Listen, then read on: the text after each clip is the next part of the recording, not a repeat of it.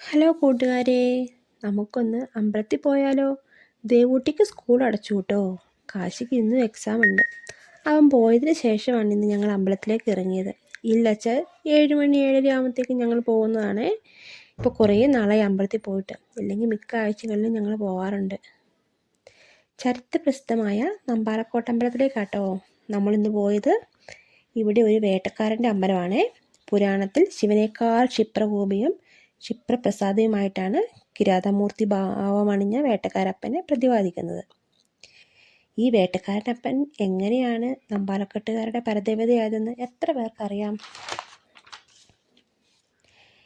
ഈ അർജുനന് പാശുപതാസ്ത്രം കൊടുക്കാൻ വേഷം മാറി വേട്ടക്കാരൻ്റെ വേഷത്തിലാണ് ശിവനും പാർവതിയും കാട്ടിലെത്തിയത്. അവിടെ വച്ച് അവർക്കുണ്ടായ കുട്ടിയാണ് വേട്ടക്കാരപ്പൻ. ഈ കുട്ടിയെ കാട്ടിൽ ഉപേക്ഷിച്ചിട്ട് ശിവനും പാർവതിയും പോകുമ്പം മഹാദേവൻ ഒരു വരം കൊടുത്തു. ത്രിലോകത്തിൽ നിന്നെ വെല്ലാൻ ആരും ഉണ്ടാകില്ല എന്ന്. കുട്ടിയുടെ കരച്ചിൽ കേട്ട ഒരു കുടുംബം ആ കുഞ്ഞിനെ എടുത്തു വളർത്തുകയും അവരുടെ തൊഴിലായ അസ്ത്രവിദ്യയും നായാട്ടും പഠിപ്പിക്കുകയും ചെയ്തു.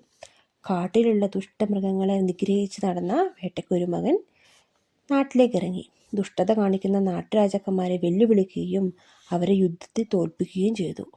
ഒരു കുട്ടിയുടെ മുമ്പിൽ തോറ്റുമടങ്ങിയ രാജാക്കന്മാർ ഈ പ്രശ്നം ഭഗവാൻ ശിവനെ അറിയിച്ചു.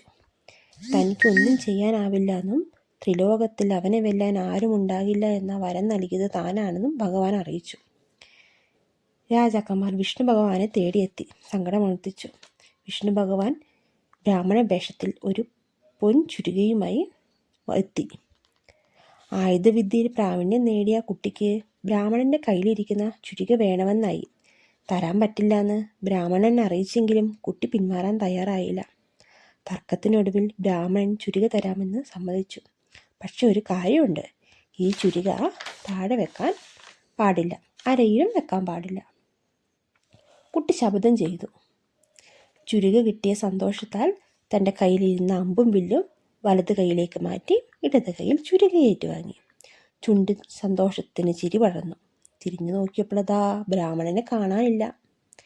കണ്ണിൽ രൗദ്രഭാവം നിറഞ്ഞു, ചുണ്ട് സൗമ്യവും. ഈ രൂപമാണ് നമ്മളിപ്പോൾ പ്രാർത്ഥിക്കുന്ന കിരാതമൂർത്തിക്കുള്ളത്.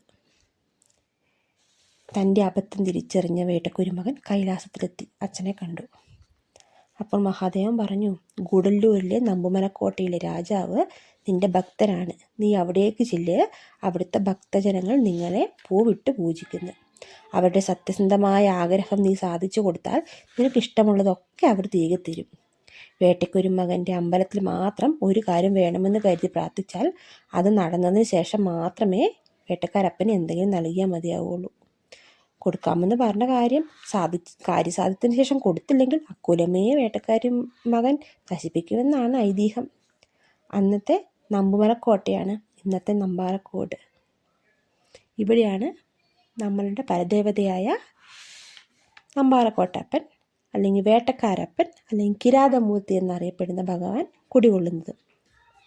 ഇവിടുത്തെ പ്രധാന വഴിപാട് കിരാതാഷ്ടകമാട്ടോ.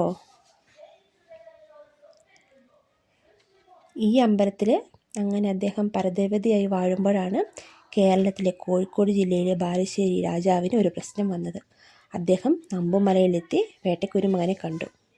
അദ്ദേഹത്തിനെ അവിടുന്ന് കൂട്ടിക്കൊണ്ടുപോയി ബാലുശ്ശേരിയിലെത്തിച്ചു.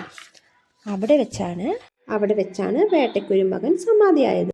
ഗൂഡല്ലൂരിലെ നമ്പമലക്കോട്ട എന്ന നമ്പാലക്കോട്ട അമ്പലത്തിലും ഉച്ചപൂജ ബാലുശ്ശേരി കോട്ടയിലും ആയി മാറിയത്.